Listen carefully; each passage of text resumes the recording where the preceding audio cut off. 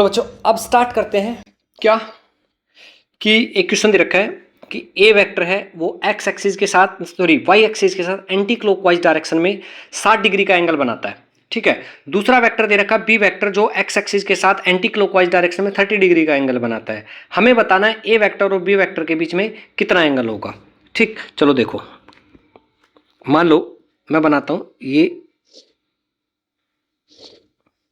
X axis और एक Y axis, ये है अपना एक्स एक्सिस और ये है वाई एक्सिस। ठीक, एक वेक्टर ये है बी वेक्टर जो एंटी क्लॉकवाइज डायरेक्शन में 30 डिग्री का एंगल बना रहा है। ठीक है, दूसरा है अपना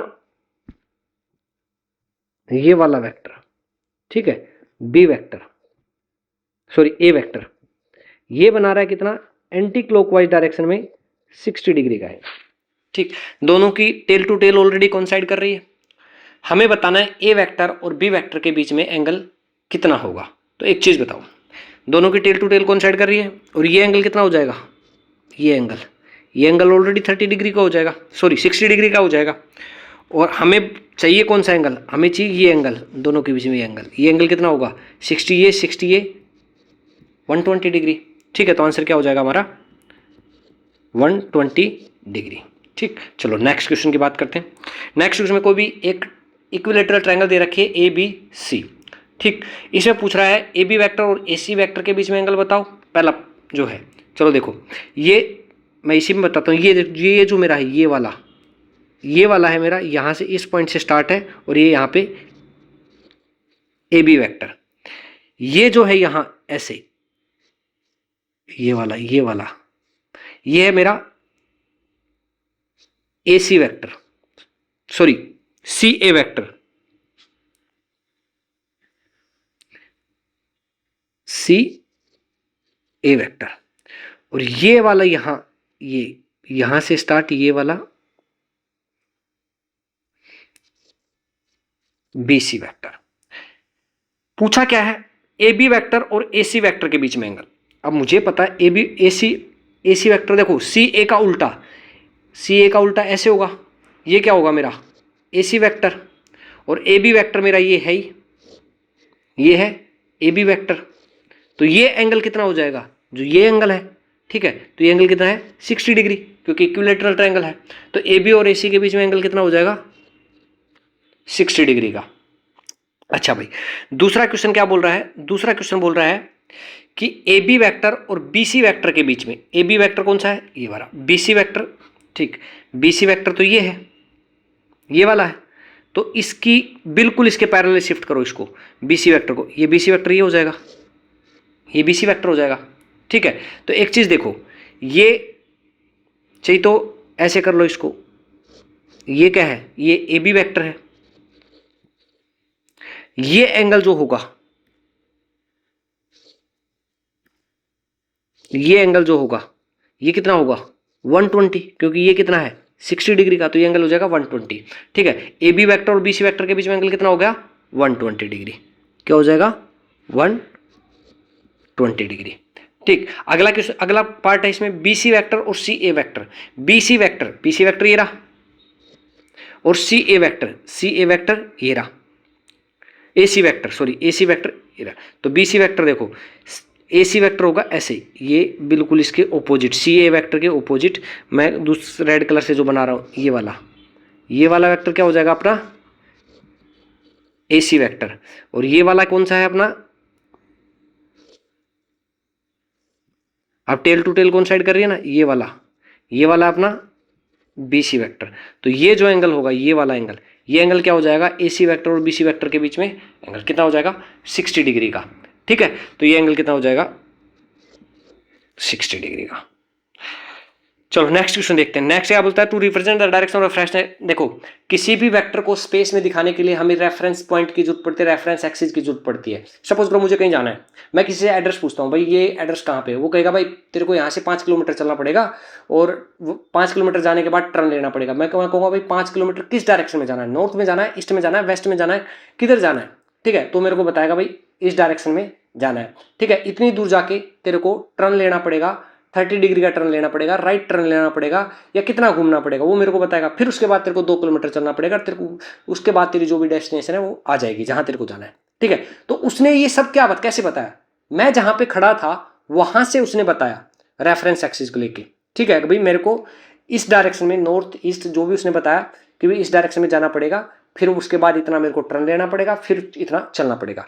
ठीक है, तो बेसिकली हम रेफरेंस एक्सिस क्या लेते हैं, या तो डायरेक्शंस, 4 डायरेक्शंस कौन प्लेन में होती हैं, कौन सी, नॉर्थ ईस्ट वेस्ट और साउथ, और एक वर्टिकल और वर्टिकली अपवर्ड और वर्टिकली डाउनवर्ड। ठीक है, या फिर कोऑर्डिनेट एक्सिस की बात करें तो X Y Z axis, plus X axis negative X axis, plus Y axis negative Y axis, plus Z axis negative Z axis.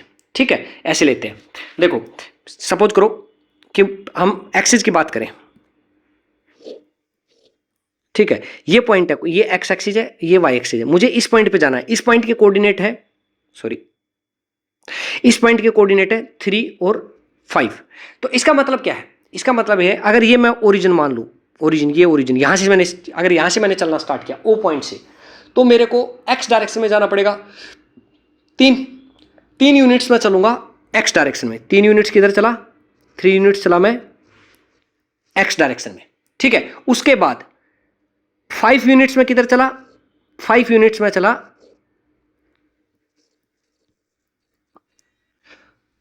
Y direction में, तो जहां मुझे पहुंचना था वहां पहुंच गया। ठीक है, ऐसे अगर मैं नॉर्थ ईस्ट वेस्ट की बात करता,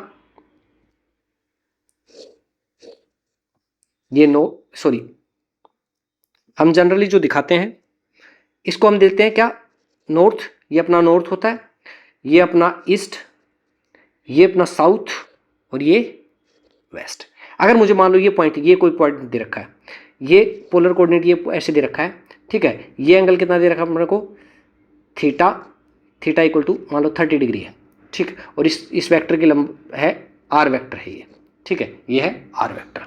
तो मैं इसको कैसे बोलूंगा कि आर वेक्टर किधर है, ये आर वेक्टर की जो पोजीशन है वो, आर वेक्टर की जो पोजीशन है वो है 30 डिग्री किधर, नॉर्थ ऑफ ईस्ट।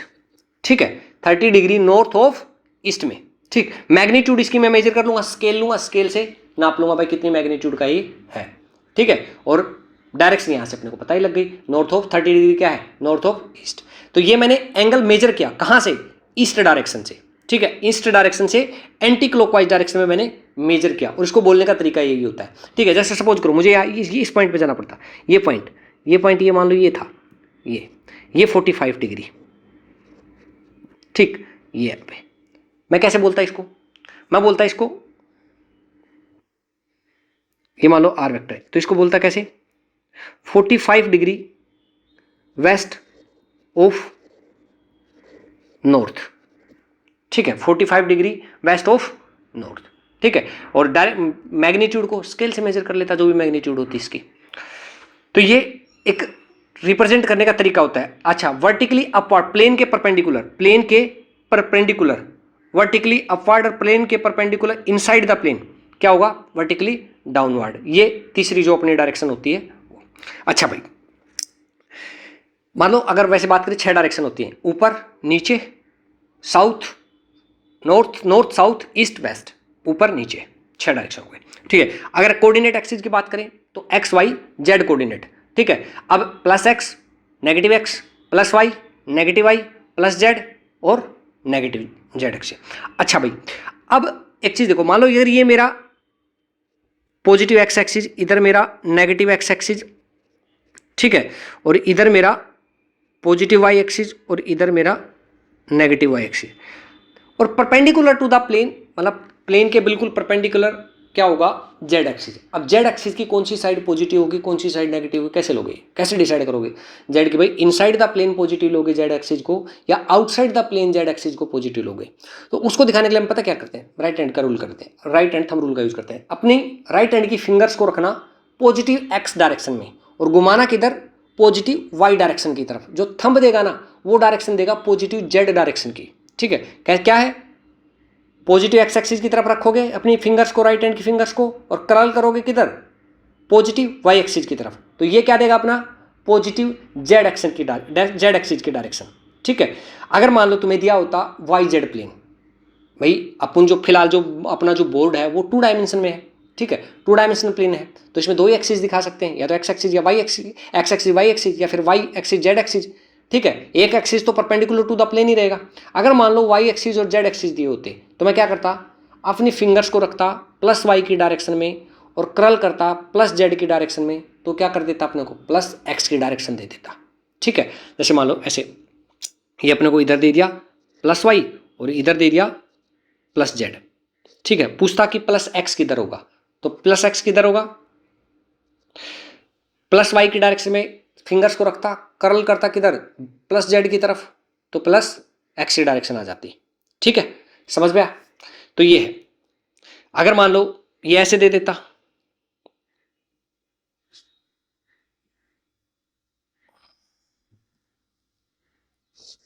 ये प्लस जेड डायरेक्शन, ये plus x direction, plus Z की तरफ रखना, प्लस एक्स की तरफ घुमा देना, क्या आएगा अपने पास, प्लस वाई की डायरेक्शन आ जाएगी। ठीक है, ये एक्स, सॉरी ये एक्स है। ठीक, तो ऐसे तुम प्लस पता कर सकते हो। एक मतलब 2 एक्सिस दे हो तो तीसरे की पॉजिटिव डायरेक्शन तुम निकाल सकते हो आराम से। अच्छा भाई, और जैसे कई बार एंगल नहीं दिया होता, सिंपली ये दे देता है कि नॉर्थ ईस्ट, सिंपली ऐसे दे देता है नॉर्थ ईस्ट, तो नॉर्थ ईस्ट का मतलब क्या है कि वो दोनों नॉर्थ और ईस्ट दोनों के साथ 45-45 डिग्री का एंगल बना रहा है। जैसे सपोज करो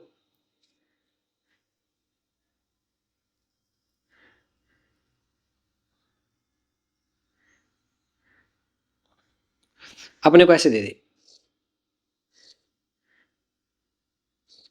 कुछ ना बोले, सिर्फ इतना बोल दे कि नॉर्थ ईस्ट, इसका मतलब यही है, नॉर्थ ईस्ट का मतलब देने का मतलब यही है कि ये भी 45 डिग्री का है और ये भी 45 डिग्री का है। अगर ये बोलते साउथ वेस्ट, तो ये क्या है, ये भी 45 डिग्री का और ये भी 45 डिग्री, ये कौन सा है, साउथ वेस्ट, नॉर्थ ईस्ट, और ये कौन सा है, साउथ ईस्ट। ठीक है, ये कौन सा है, नॉर्थ वेस्ट। ठीक है, तो ये डायरेक्शन तुम्हें पता होनी चाहिए। ठीक, तो ये अपने किसी वेक्टर को दिखाने के लिए अपने को सबसे पहले रेफरेंस लेना जरूरी होता है। अच्छा भाई, अब बात करते हैं एडिशन ऑफ वेक्टर्स की।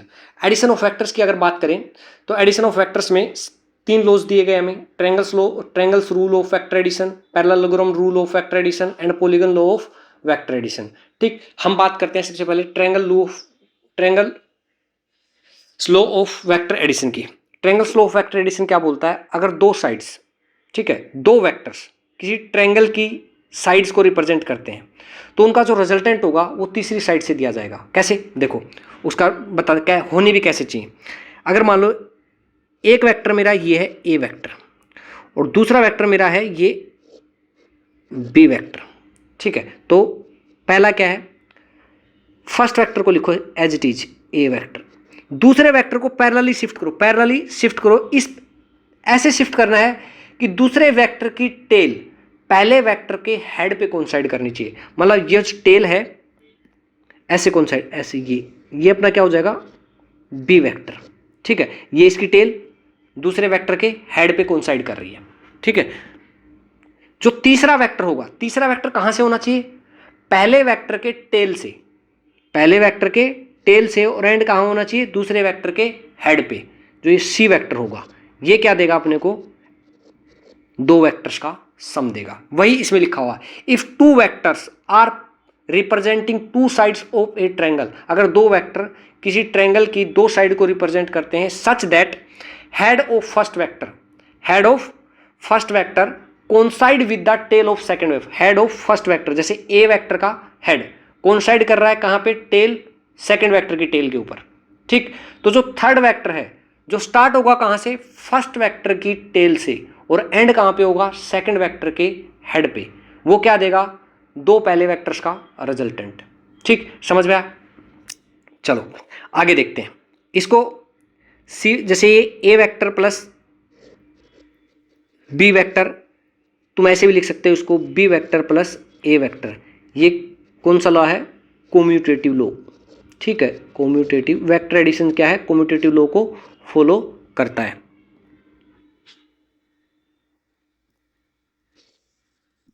ठीक, अच्छा भाई, मान लो ऐसे दिया होता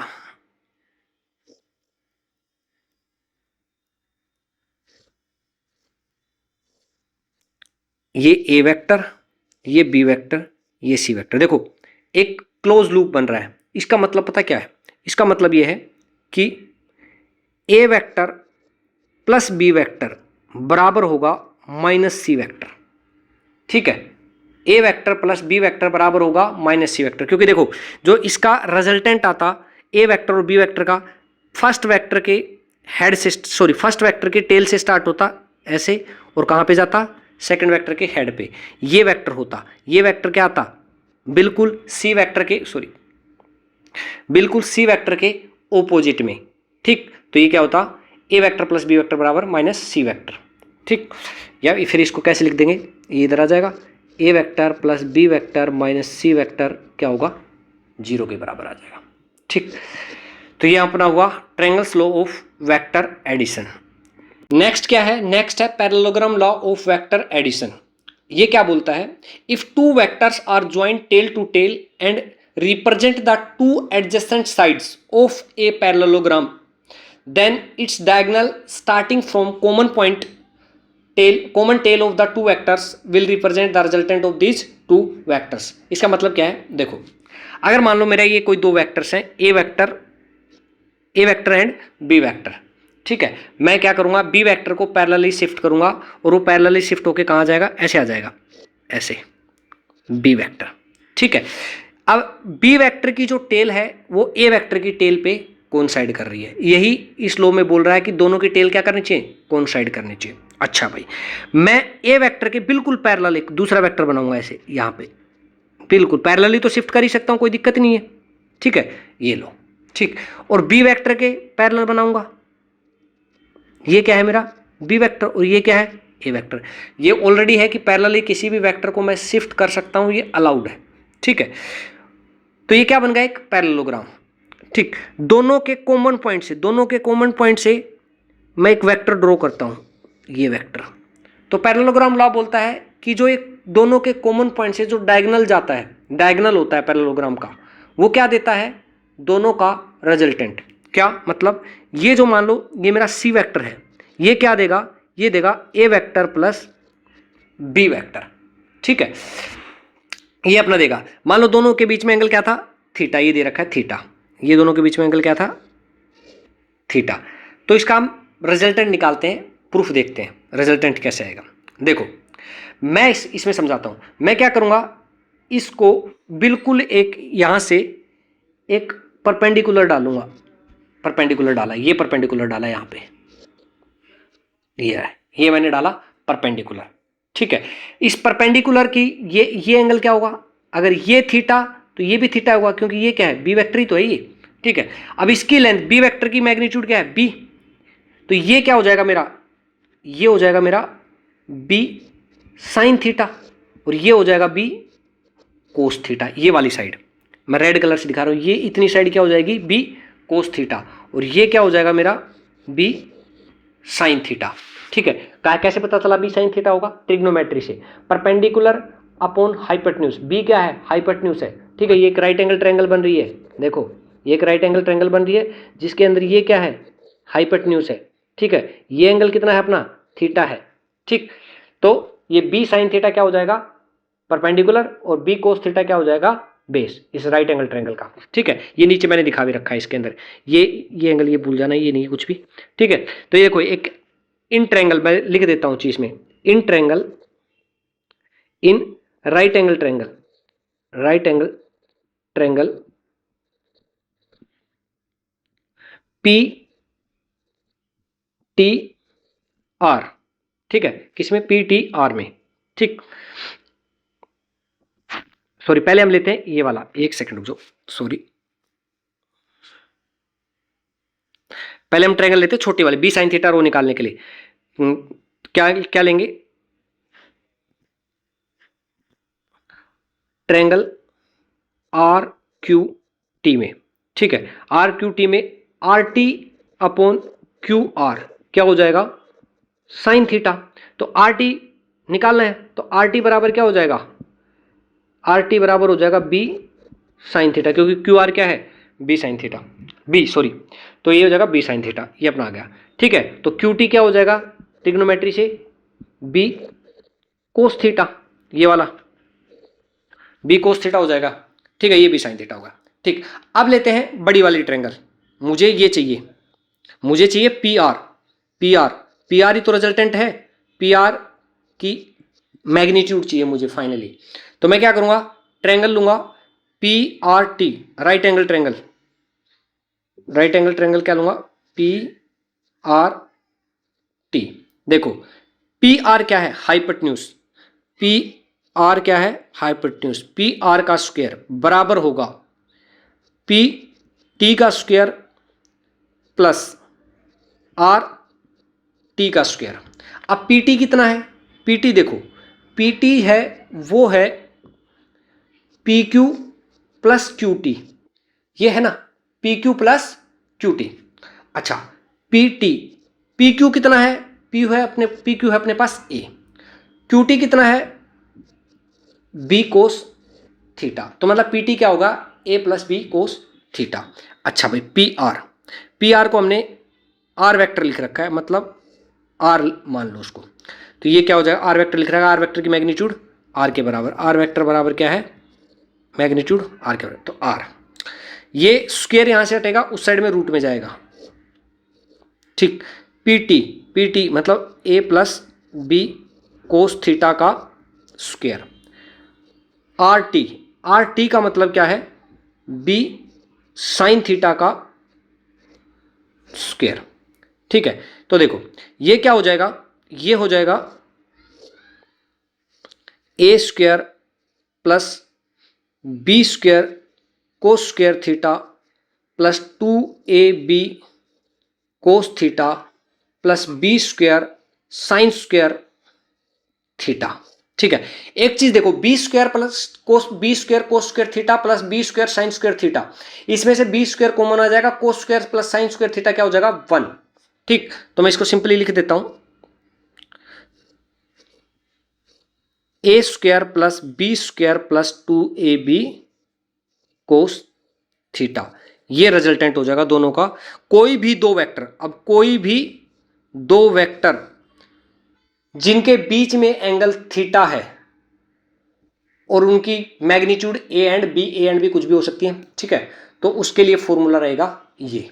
ठीक है, अब वेक्टर है तो ये तो बात हो गई मैग्नीट्यूड की, हमें डायरेक्शन भी चाहिए, डायरेक्शन मतलब ये एंगल अल्फा, एंगल अल्फा क्या होगा, टेंजेंट अल्फा, देखो ये टेंजेंट अल्फा, ये वाला एंगल, तो ये एंगल अल्फा क्या होगा, टेंजेंट, इधर लिख देता हूं मैं, टेंजेंट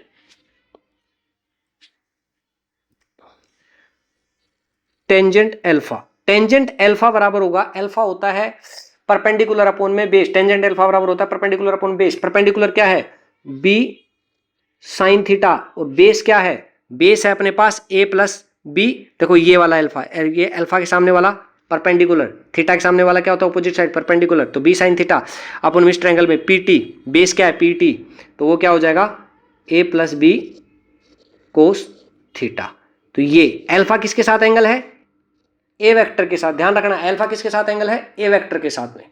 ठीक, तो ये आ गया अपने पास रिजल्टेंट जो आया था, रिजल्टेंट अपने पास आया था आर बराबर A square plus B square plus 2ab cos theta.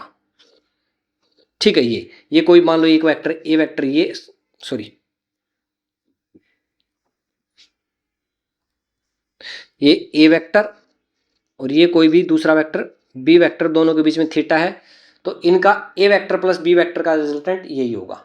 ठीक, अब पहला केस, केस फर्स्ट, क्या अगर मान लो दोनों वेक्टर परपेंडिकुलर हो, A vector perpendicular to B vector हो, इसका मतलब क्या होता है, अगर A vector perpendicular to B vector होगा तो थीटा क्या होगा 90 डिग्री, इसका मतलब क्या होगा कोस थीटा किसके बराबर होगा, कोस 90 किसके बराबर होगा 0, मतलब ये टर्म क्या हो जाएगी 2ab वाली टर्म क्या हो जाएगी 0, मीन्स देखो, तो रिजल्टेंट जो आएगा, रिजल्टेंट आएगा ए स्क्वायर प्लस बी स्क्वायर, दो वेक्टर अगर आपस में परपेंडिकुलर हो तो उनके बीच का रिजल्टेंट क्या होगा A square plus B square. अच्छा भाई अगला देखो, case two, case two, A vector parallel to B vector, इसका मतलब क्या होता है? इसका मतलब ये होता है कि सेम डायरेक्शन, ए वेक्टर और बी वेक्टर क्या है? Same direction. ठीक है, इसका मतलब क्या है? थीटा क्या है? 0 डिग्री। ठीक है, तो इसमें क्या कोस थीटा क्या हो जाएगा? यहां से कोस थीटा क्या हो जाएगा? कोस थीटा इक्वल टू हो जाएगा 1। भाई कोस 0 क्या होता है? 1। ठीक, तो ये इस टाइम जो रिजल्टेंट होगा मैक्सिमम, वो क्या होगा? a प्लस बी, क्योंकि देखो कोस 0 की जगह 1 रखोगे, कोस 0 की जगह तुम 1 रखोगे तो a square plus B square plus 2ab आएगा, वो क्या होगा? चल करके बता देता हूं मैं।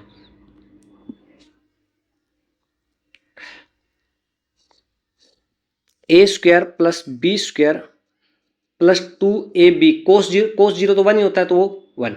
ठीक है, ये क्या होगा? ये होगा a प्लस बी का होल स्क्वायर, और ये किसके बराबर होगा? a प्लस बी के। तो मीन्स आर मैक्स क्या आ गया? आर मैक्स मेरे पास आ गया a प्लस बी। ठीक है, थर्ड केस देख लेते हैं। थर्ड केस, अगर a है anti parallel to B vector, a vector anti parallel to है b वेक्टर,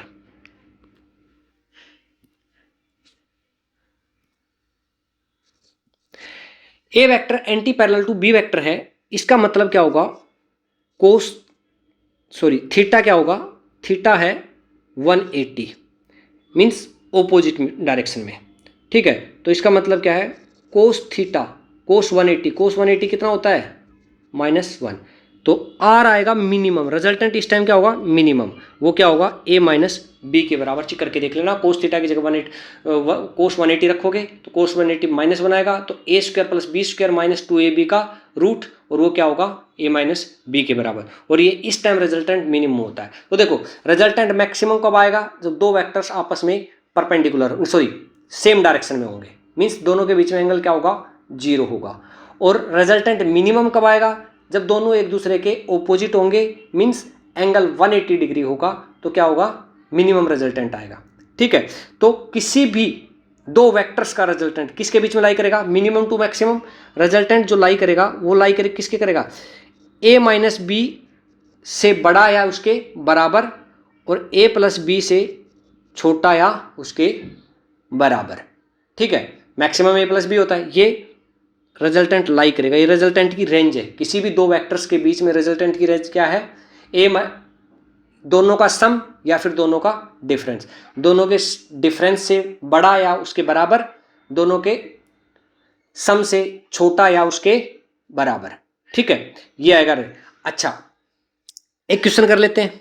एक क्वेश्चन क्या है कि देखो ये तुम्हें वेक्टर्स दिए हुए हैं, पूछ रहा है, ये डायग्राम दे रखा है, कौन सा ऑप्शन सही है? पहले अगर b प्लस सी वैक्टर की बात करूं, b वेक्टर कौन सा है? देखो b वेक्टर ये रहा, b और c vector, b vector plus c vector, देखो c वेक्टर ये रहा, और ये c वेक्टर, इसके ऊपर ये अपना b वेक्टर। तो रिजल्टेंट क्या होगा? ट्रायंगल स्लो से, रिजल्टेंट ट्रायंगल स्लो से ये आना चाहिए।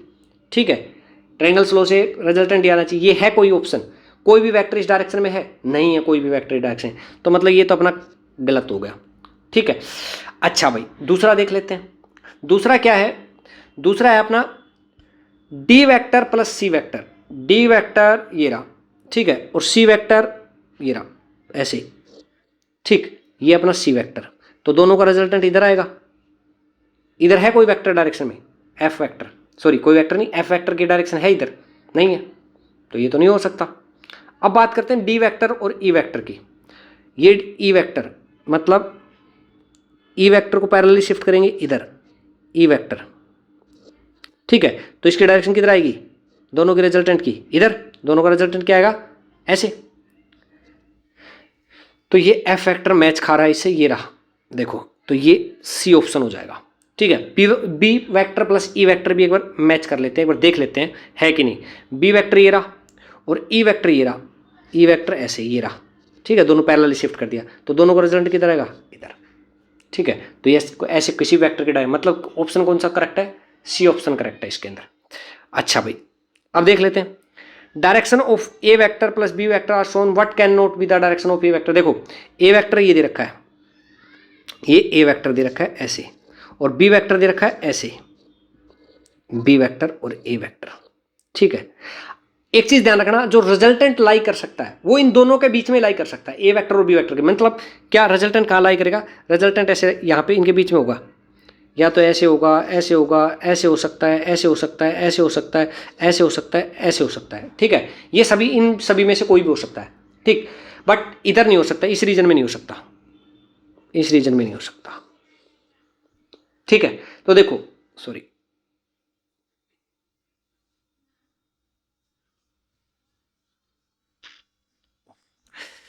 इस रीजन में नहीं हो सकता, ठीक है। तो देखो क्या होगा, ऑप्शन में कौन सा है, कौन सा है, कौन सा है, ये ऑप्शन नहीं हो सकता। देखो ये तो ये हो जाएगा इधर, तो ये ऑप्शन नहीं हो सकता, ये करेक्ट है, C option, C option answer इसका नहीं हो सकता, ठीक। अगला देखो भाई, two forces having magnitude A by two are perpendicular to each other, magnitude of the resultant. देखो मान लो ए वेक्टर तुम्हें क्या दिया हुआ है, ए वेक्टर की मैग्नीट्यूड ये, बी वेक्टर की मैग्नीट्यूड क्या दे रखी है तुम्हें, ए बाई टू, लगा लो, रिजल्टेंट ही तो बताना है। ए का स्क्वायर ए स्क्वायर, बी का square A square by 4, 2ab cos theta, 2ab A by 2 कोस 90, ये तो जीरो हो जाएगी कोस 90, तो क्या आ जाएगा, a square plus B square, ये आ जाएगा, क्या नाम है, एलसीएम लोगे 5 है, रूट 5/2 ए, क्या आएगा, रूट 5/2 ए, कौन सा, सेकंड ऑप्शन करेक्ट, ठीक है। अच्छा भाई, अगला क्वेश्चन देख लेते हैं। अगला क्वेश्चन क्या बोल रहा है, the magnitude of vectors A vector B vector C vector units respectively A B angle between them. देखो ए वेक्टर की जो मैग्नीट्यूड दे रखी है इसमें, वो दे रखी है 3, बी वेक्टर की जो मैग्नीट्यूड दे रखी है वो दे रखी है 4, और सी वेक्टर की जो मैग्नीट्यूड दे रखी है भाई वो दे रखी है 5। हमें एक कंडीशन और दे रखी है, क्या कंडीशन दे रखी है, A vector plus B vector की जो है वो किसके बराबर है, सी वेक्टर के बराबर। तो दो ये है तो इनकी मैग्नीट्यूड भी बराबर होंगी, आपस में वेक्टर बराबर हैं तो इनकी मैग्नीट्यूड भी बराबर होंगी। अब ए वेक्टर प्लस बी वेक्टर किसके बराबर होगा, ये होगा ए का स्क्वायर प्लस बी का square plus 2ab cos theta, दो का रूट, रिजल्टेंट का फॉर्मूला यही होता है दो वेक्टर्स के बीच का, इक्वल टू सी वेक्टर की मैग्नीट्यूड। अच्छा, ए स्क्वायर मतलब ए की मैग्नीट्यूड क्या है 3 का स्क्वायर 9, बी की मैग्नीट्यूड क्या है, बी की है 4 मतलब 16, प्लस 2ab, 2 ए कितना है 3, बी कितना है 4 कोस थीटा निकालना है, ठीक।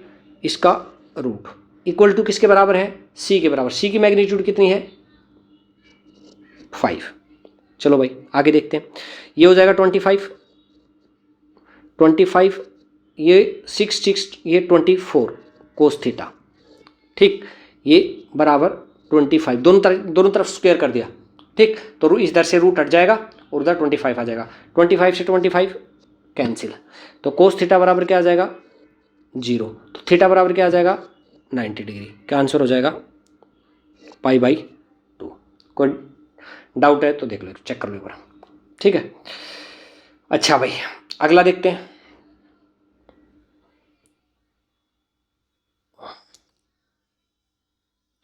दो वेक्टर्स हैं पी वेक्टर, दो फोर्सेज हैं, पी वेक्टर की जो मैग्नीट्यूड है वो है 2f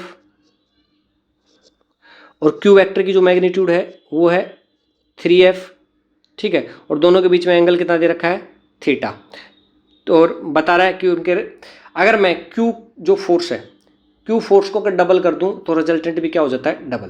पहले मान लेते हैं कि दोनों का बीच का जो रिजल्टेंट है वो है r, वो r किसके बराबर होगा, r बराबर होगा p का स्क्वायर प्लस p का स्क्वायर क्या होगा 4f स्क्वायर, q का स्क्वायर क्या होगा 9f स्क्वायर प्लस 2pq मतलब 4 4 12 एफ स्क्वायर कोस थीटा, ठीक है, ये हो जाएगा।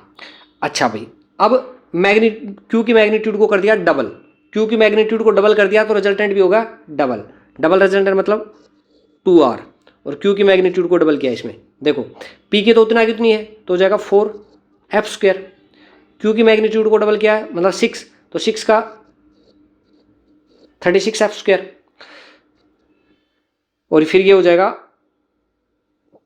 2 into 2f into 6f, angle उतना कि उतना कोस थीटा। ठीक है, तो ये हो जाएगा भाई, दोनों एक इक्वेशन ये, एक इक्वेशन ये, दोनों को डिवाइड कर दो। दोनों को डिवाइड कर देंगे तो ये हो जाएगा, आर से आर कट जाएगा, 1/2, 1/2 बराबर उधर आएगा कितना, 13f² plus 12f² cos theta का रूट, और इधर आ जाएगा कितना, 4f², मतलब 14। ये थोड़ा ज़्यादा बड़ा हो गया, बड़ा नहीं मतलब जगह ज़्यादा कर रहा है, कवर कर रहा है।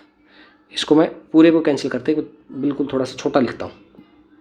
देखो इधर जो है पी वेक्टर क्या दिया था अपने को, पी वेक्टर की मैग्नीट्यूड क्या दे रखी थी अपने को, 2f, और क्यू वेक्टर की मैग्नीट्यूड कितनी दे रखी थी अपने को, 3f। ठीक है, और क्या बोल रहे, मान लेते हैं दोनों के बीच में एंगल है थीटा, तो मान लेते हैं रिजल्टेंट क्या है क्वेश्चन में, क्वेश्चन क्या दे रखा है कि भाई दो वेक्टर, दो फोर्सेस हैं पी और क्यू, उनकी मैग्नीट्यूड दे रखी है और उनके बीच में एंगल थीटा दे रखा है। बोल रहा है क्यू को अगर डबल कर दूं तो रिजल्टेंट भी डबल हो जाता है, तो थीटा बताना अपने को। ठीक, तो देख लेते हैं पहले मैग्नीट्यूड, पहले जब एंगल थीटा था तो रिजल्टेंट निकाल लेते हैं। तो क्या आएगा, रिजल्टेंट क्या आएगा, ए का स्क्वायर, ए का मतलब पी का square, 4f² plus 9f² plus 2 3 जा 6 6 2 जा 12f² कोस थीटा। ठीक, ये आ गया, तो इसको r² सीधा हटा दो इसको, ये हो जाएगा 13f² और ये हो जाएगा 12f² कोस थीटा। दूसरा क्या आएगा, दूसरा क्या बोल रहा है कि q को डबल कर दिया, मतलब जो नया रिजल्टेंट है q डैश फोर्स है उसको डबल कर दिया, 6f कर दिया। अब रिजल्टेंट भी डबल हो जाता है, रिजल्टेंट मतलब पहले r था तो अब क्या हो जाएगा 2r रिजल्टेंट हो गया। ठीक, तो ये कितना, ये पहले वाला p तो उतना ही है 4f² प्लस ये डबल हुआ है तो ये 36f² हो जाएगा। ठीक, और ये क्या आ जाएगा 2 इंटू 12f, ओ सॉरी 12f कोस थीटा। ठीक है, दो इक्वेशंस हो गई। चलो इसको ऐसे दो इक्वेशन क्या, इसको और कर दो, ये हो जाएगा 4r², रूट हटा देंगे ना, 4r² और ये हो जाएगा कितना 40f² और प्लस 24f² कोस थीटा। ठीक, तो ये हटाने के बाद क्या आएगा, दोनों इक्वेशंस को डिवाइड कर दो, दोनों इक्वेशंस को डिवाइड करेंगे, r² से r² कैंसिल हो जाएगा, ये आ जाएगा 1/4 equal to 13f² plus 12f² cos theta, और नीचे भी क्या आएगा 40f² plus 24f² cos theta. f² से f² कॉमन लेके कट जाएगा, ऊपर से भी f² कॉमन आएगा, नीचे से भी f² कॉमन आएगा, कट जाएगा। ठीक है, और भाई नीचे से 4 कॉमन ले लो, नीचे से 4 कॉमन लोगे तो देखो इधर से ये 10 पे कट जाएगा, ये 4 6 जा 6 पे। ठीक है, तो और ये क्रॉस मल्टीप्लाई कर दो तो ये आ जाएगा 13 plus 12 cos theta equal to आएगा 10 प्लस 6 कोस थीटा, ये आ जाएगा। ठीक है, 12 कोस थीटा को इधर रहने दो, 13 को उधर लेके जाओ, 13 को या फिर 10 को इधर लेके जाओ, 12 को उधर लेके जाओ, तो ये आ जाएगा उधर, इसको लेके जाओगे 6 कोस थीटा, इधर बचेगा 3, तो मतलब क्या बचेगा 3 माइनस 6 कोस थीटा, तो कोस थीटा बराबर आ जाएगा -1/2। कोस थीटा -1/2 किसकी वैल्यू होती है, 120 डिग्री की। ठीक है, तो 120 डिग्री इसका आंसर हो जाएगा।